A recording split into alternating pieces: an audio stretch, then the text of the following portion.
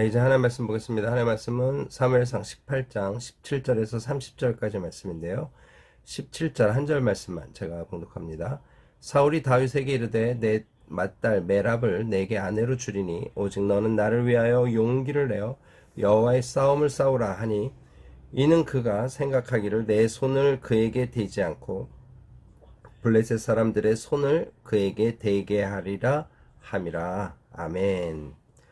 우리는 지금 17장에 다윗이 골리앗을 누이며 하나님이 전쟁의 주인이시고 사람의 외모에 따라 움직이지 않으시는, 사람이 보기에 좀 너무 연약해 보이는 소년 다윗이 사람의 보기에 엄청나게 커 보이고 세 보였던 골리앗을 때려 누이는 모습을 통해 하나님이 어떤 분이신지 분명히 가르쳐 주셨죠. 바로 이 사건이 이제 또 하나의 또 교훈으로 우리에게 작용하고 있는데요. 바로 그것은 사울과 그의 아들 요나단의 태도입니다. 요나단은 이런 다윗의 신앙과 이런 다윗의 모습을 보며 기뻐하며 즐거워하며 다윗을 자기 생명같이 사랑하는 그런 모습이었지만, 오늘 사울은 어떻습니까? 시기와 질투심에 사로잡혀서 하나님 앞에 바른 선택을 하지 못하고 있습니다. 오늘 그래서 우리가 어제 살펴본 것처럼 이런 사울의 이 불신앙의 선택으로 인해서 그 결과죠. 다윗은 하나님의 사람으로 하나님의 영에 이끌려서 가는 곳마다 지혜롭게 행하며 사람에게도 인정받지만, 사울은 그렇지 않습니다. 하나님이 부르신 악령에 사로잡혀 헛소리를 해대며 다윗을 죽이려고 두 번이나 창을 던지는 그런 일들이 있는 거죠. 여러분, 참 이것이 다윗 입장에서는 하나님의 보호요, 하나님의 능력이지만 사울 입장에서 보면 참 슬픈 일이 아니겠어요? 그런데 오늘 그런 사울의 안 좋은 모습이 또 하나 극명하게 보여지는 사건이 오늘 또 연출되고 있습니다. 오늘 본문이 전해주는 메시지를 보며 함께 주님의 교훈을 나누고자 합니다. 오늘 17절 우리가 읽었습니다만, 이 사울 왕이 이제 다윗에게 말합니다. 나의 큰딸 맏딸 메랍을 내게 주겠다. 너는 나를 위해 용기를 내어 여호와의 싸움을 싸우라. 아주 멋진 말을 하죠. 여호와의 싸움을 싸우라. 그러면서 내가 내 딸 줄 테니 열심히 싸워봐라. 지금 그런 얘기를 하는 거예요. 그런데 이 사울 왕의 숨어있는 생각은 다른 데 있습니다. 이는 그가 생각하기를 내 손을 그에게 대지 않고 블레 사람들의 손을 그에게 대게 하리라 함이라. 자기가 손대지 않고 블레 사람에 의해서 다윗이 죽어지기를 바라는 마음으로 여호와의 싸움을 싸우라 이렇게 말한다는 거죠. 여러분, 그러나 오늘 사울은 신실하지 못한 면을 오늘 또 하나 드러내고 있습니다. 오늘 골리앗이 막 떠버리며 이스라엘을 모욕하는 그때 사울이 뭐라고 얘기했나요? 다윗아, 이 골리앗을 죽이는 자에게 자기 딸을 주고 그 아버지의 집을 이스라엘 중에서 세금을 면해주고 많은 재물로 부하게 하리라 약속을 했어요. 사무엘상 17장 25절이죠. 그러니까 오늘 다윗은 골리앗을 죽임과 동시에 바로 이 사울 임금의 사위가 됐어야 되는 거예요. 그런데 그 말을 실행하지 않습니다. 그리고는 뭐라 그래요? 이제 또 얘기하는 거예요. 내 딸 줄 테니 여호와의 싸움을 싸우라. 여러분, 이거 지금 두 개의 큰 문제가 벌써 생긴 거죠.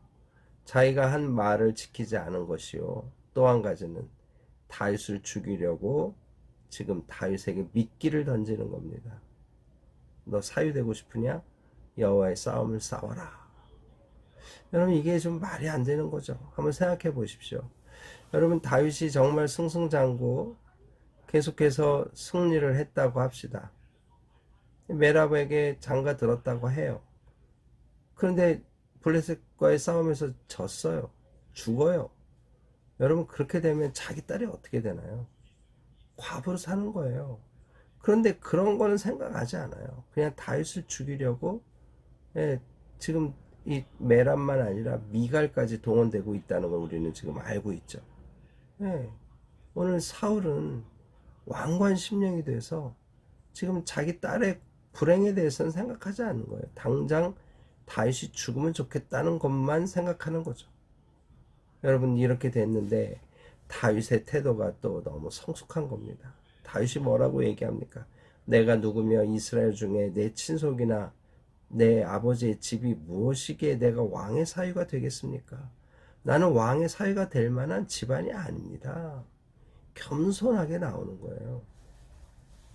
여러분, 이 말에 이 사울이 아니다, 너는 골리앗을 때려 누였으니 자격이 있다, 이래야 되는데 19절에 보니까 사울의 딸 메랍을 다윗에게 줘야 되는데 무홀라 사람 아드리엘이라는 사람의 아내로 주게 됐다고 오늘 설명하고 있어요. 사울이 지금 신실하지 않은 모습을 또 보여주는 거죠. 그런데 바로 이런 상황에 이런 상황에 자기 둘째 딸인 미갈이 다윗을 사랑한다는 이야기를 듣게 됩니다. 사울이 또 좋게 여겨요. 이 지금 아빠로서의 자격이 없는 거죠. 아주 좋게 여깁니다. 잘 됐다. 그래, 미갈도 다윗을 사랑한다고 하니 미갈을 통해 다윗을 또 잡아볼까? 이런 생각을 하는 거죠. 그래서 말합니다. 내가 딸을 그에게 주어서 그에게 올무가 되게 하고 블레 사람의 손에 그를 치게 하리라. 이렇게 마음 먹는 거예요. 그리고 네가 다시 이제 첫째 딸은 어쩔 수 없이 네가 아니다 하니 내가 줬다. 다른 사람에게 시집 보냈지만 둘째 딸 줄 테니 나에게 충성해라. 이제 이렇게 얘기를 한 거겠죠. 그래서 사울이 그의 시내들에게 비밀히 말합니다. 예, 왕이 너를 기뻐하시고 모든 신하도 너를 사랑하니 왕의 사위가 되는 게 가하다. 너 지난번에는 네 가족과 네 친속이 별 볼 일 없어서 왕의 사위가 될 수 없다 하고 얘기했다면 이제 괜찮다더라. 용기를 내서 한번 도전해봐 하고, 지금 사울 왕이 비밀히 말한 이야기대로 다윗에게 말해주는 거죠. 여러분, 그랬더니 다윗이 또 뭐라고 얘기합니까? 23절이에요. 왕의 사위가 되는 것을 너희는 작은 일로 보느냐? 나는 가난하고 천한 사람이라. 딱 거절하는 거예요. 여러분, 오늘 이게 지금 다윗이 어떤 사울의 이런 음모를 알아서 이랬다 할 수도 있습니다.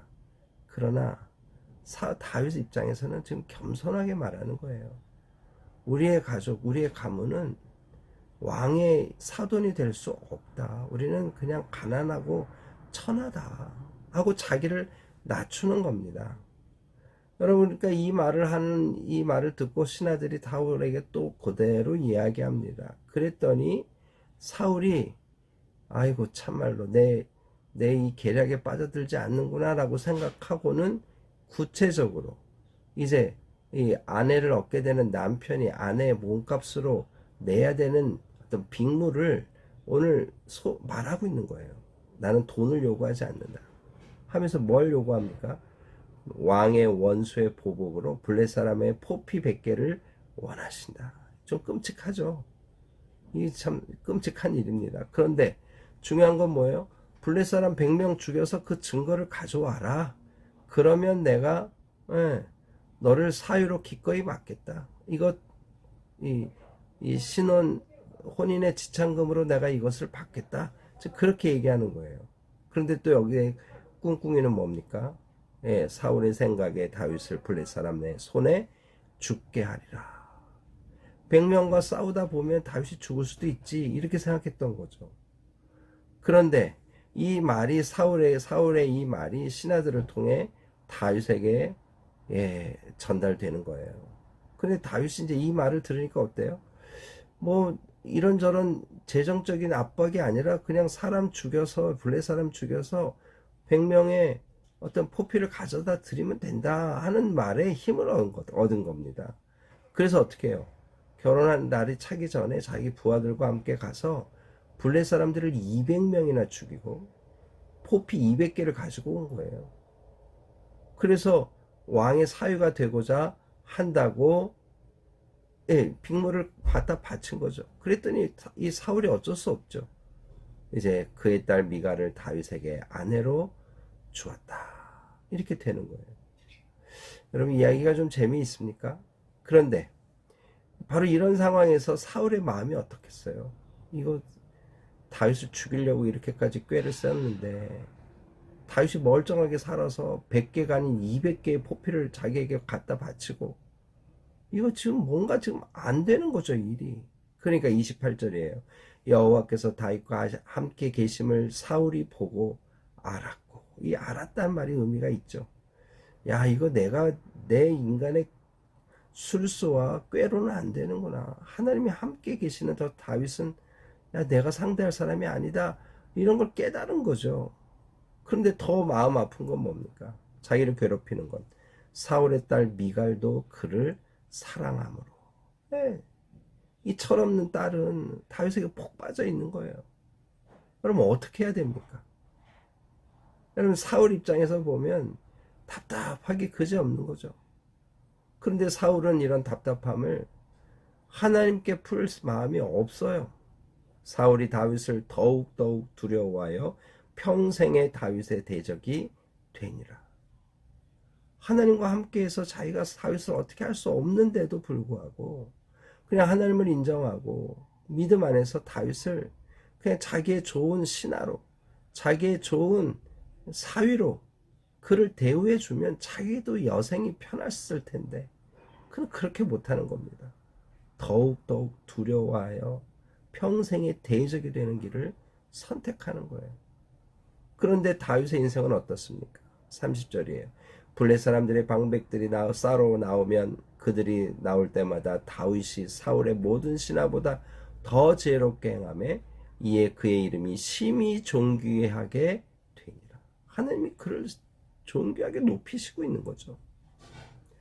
여러분 오늘 우리에게 무엇을 가르쳐 주고 있습니까? 예, 하나님과 함께하는 사람을 볼 때 인간의 꾀로는 안 되는 거예요. 하나님이 보호하고 계시는 삶이기 때문인 거죠. 사울은 악한 영에 사로잡히고 하나님 앞에 엎드린 인생이 되지 않아서 계속해서 약속을 이행하지 않고 계교를 통해 다윗을 죽이려고 할 뿐입니다. 이게 문제죠. 악을 계속 행하면서 자기가 악을 행하고 있다는 사실을 인지하지 못하는 거예요. 여러분 이렇게 되지 않도록 우리가 깨어 있어야 되는 거죠. 그러나 다윗은 어떻습니까? 겸손함으로 이 사울의 미끼에 입질을 하지 않아요. 유혹을 이깁니다. 내가 누구며 이스라엘 중에 내 친속이나 내 아버지 집이 무엇이기에 내가 왕의 사위가 되느냐. 너희는 왕의 사위가 되는 걸 작게 여기는구나. 나는 가난하고 천하다. 이렇게 얘기하는 거예요. 여러분 오늘 이런 모습이 우리에게 있을 때 이 세상의 유혹, 세상의 미끼를 덥석 물지 않을 수 있는 거죠. 겸손이 힘입니다. 여러분 그래서 잠언서에 뭐라고 얘기하나요? 사람의 마음의 교만은 멸망의 선봉이요 겸손은 존귀의 앞 길잡이니라. 겸손이 존귀함의 길잡이에요. 여러분 이걸 믿어야 됩니다. 다윗은 그 길을 선택한 거죠. 여러분 그래서 어떻게 하시나요? 이제 어떤 큰 패물이나 예물이 필요 없이 그냥 블레셋 사람 포피 100개면 된다는 이야기를 듣고 다윗이 그것을 덥석 물게 되는 거예요. 도전해 보는 거죠. 그래서 하나님의 도우심으로 블레셋 사람 200명을 죽이고 그 포피를 바쳐 사위가 되는 거예요. 전화위복이죠. 하나님이 함께 하실 때 사단의 악한 자의 꾀가 우리를 죽이려고 하고 우리를 압박하게 하려는 꾀를 하나님 바꾸셔서 복이 되게 하신다는 거죠. 여러분 전화위복의 하나님을 우린 믿어야 됩니다. 주께서 우리의 삶 가운데 그렇게 일하실 것이기 때문이죠. 그래서 어떻게 해요? 인간의 술수로 하나님을 이길 수 없다는 걸 우리는 배워야 됩니다. 사울이 그랬어요.